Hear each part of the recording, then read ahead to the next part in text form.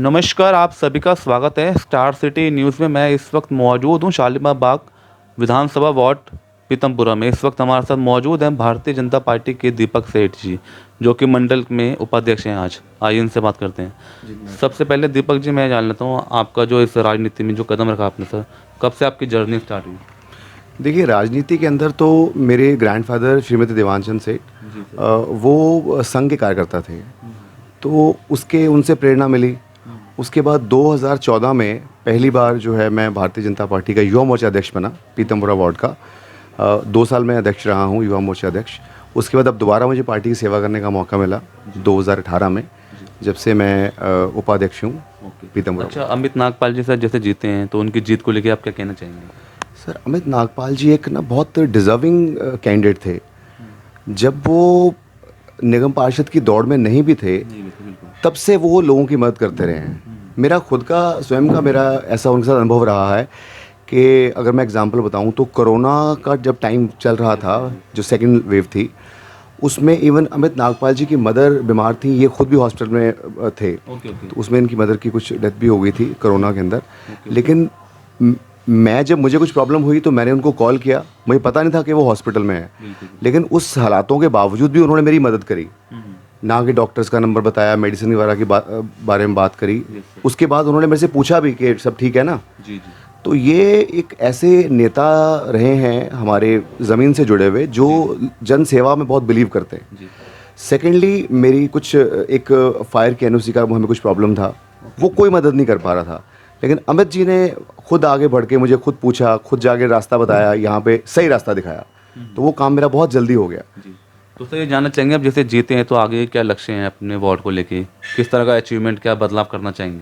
देखिए, लक्ष्य जो है, अगर आप काम की बात करो, सामाजिक कार्यकर्ता के नाते काम की बात करो, तो वार्ड खूबसूरत बनना चाहिए।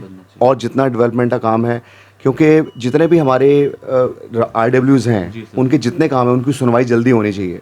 मैंने अपने वार्ड में देखा है, पहले भी हमारी निगम पार्षद श्रीमती अंजू जैन थी, तब भी काम होता था। लेकिन अब जो है मैं 3-4 दिन पहले की बात बताऊं, मैं एक बार ऑफिस गया, तो वो MCD वाले तीनों बैठे हुए थे। तो मैंने कहा, हाँ जी सर, बहुत बढ़िया। तो कुछ सर काम बताओ।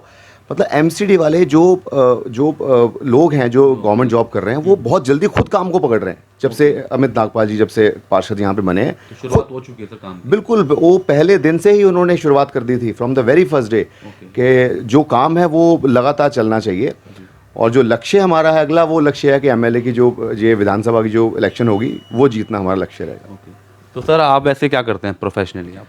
देखिए, हम लोग फिटनेस सेंटर चलाते हैं, हमारे जिम्स हैं 2 तो अपना वार्ड में ही हैं, पीतमपुरा वार्ड में, और अपनी विधानसभा में हमारे 3 जिम हैं। तो लोगों से जुड़ाव रहना, लोगों का रेजिडेंट्स का आना जाना हमारे साथ लगातार रहता है। तो नियर अबाउट मेरे पास अगर मानो तो लगभग 15 से 20 हज़ार लोग हैं जो एरिया के मेंबर्स रह चुके हैं या हैं। लेकिन एक हमने और स्टार्ट किया है अभी, फ्री योगा क्लासेस। जो लोग पे करके नहीं आ सकते या नहीं आना चाहते, तो हम अपने जैसे जिम की हमारे पास जगह है, कुछ हर टाइम तो बिजी नहीं रहती है, तो उस टाइम पे 2 टाइम पे हम लोग फ्री योगा क्लासेस चला रहे हैं, एक शालीमार ब्रांच में और एक पीतमपुरा जो M2K वाली ब्रांच है, इन 2 ब्रांचेस में फिलहाल। युवाओं को भी आप किस तरह प्रेरित करते हैं, उनको क्या प्रेरणा दे रहे हैं सर? देखिए, युवाओं को लेकर मेरी एक बात रहती है कि जो युवा शक्ति है वो सही डायरेक्शन में लगे, फिटनेस तरफ लगे। तो हमारे जो जिम है वो स्टैमिना पे काम करते हैं, हमारा जिम योगा पे काम करते हैं, हमारे जिम फ्लेक्सिबिलिटी पे काम करते हैं।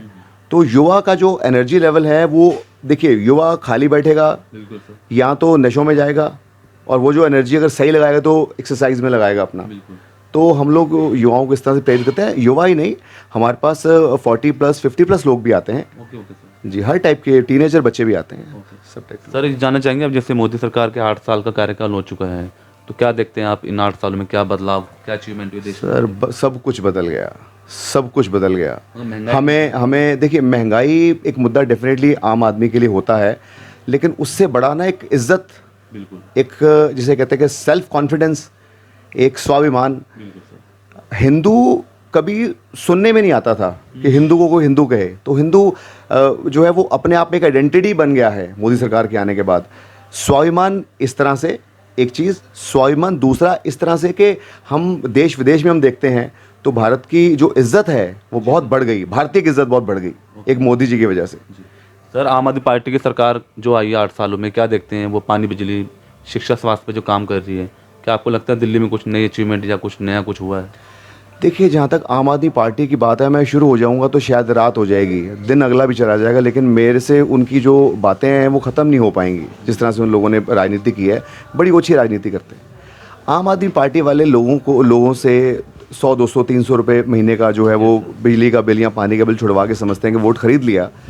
तो ये उनकी एक झूठ की राजनीति शुरू से चलती रही है, तो वो आज भी चलती रही। पंजाब में इन्होंने यही किया, तो वो राजनीति मैं उसको कभी अच्छा नहीं मानता हूँ। दिल्ली में डेवलपमेंट के काम पिछले 7-8 साल से रुके पड़े हैं। अब मुझे दिखाइए कोई बड़ा पुल बन रहा हो, कोई अंडरपास बन रहा हो, अब मुझे दिखाइए।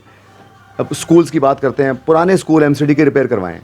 अगर आप उन्होंने स्कूल बनवाया नहीं है, डिफरेंस देखिए, स्कूल बनाना और रिपेयर करवाना।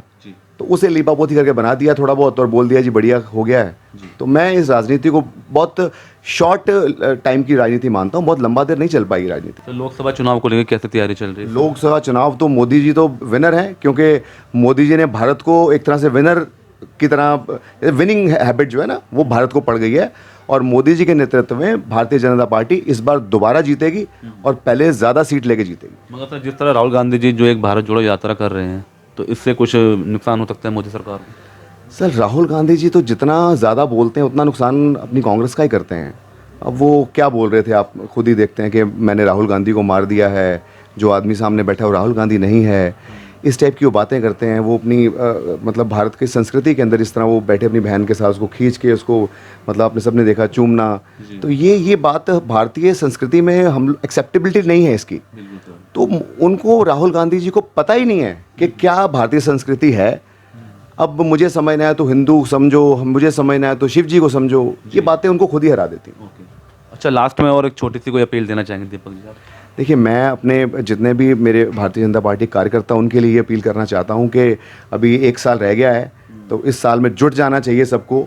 अगली बार हमने जो है मोदी जी की ज़्यादा सीटों से हमने भारतीय जनता पार्टी की जीत करानी है। और मैं अपने क्षेत्र के वासियों को ये बात कहना चाहता हूं कि कोई भी काम हो, बिल्कुल खुल के हमारे निगम पार्षद के पास आइए और 100% आपकी मदद होगी और काम होंगे। ठीक है, धन्यवाद। तो ये हमारी सीधी बात दीपक सेठ जी से, स्टार सिटी के साथ। मैं जितेंद्र गुप्ता।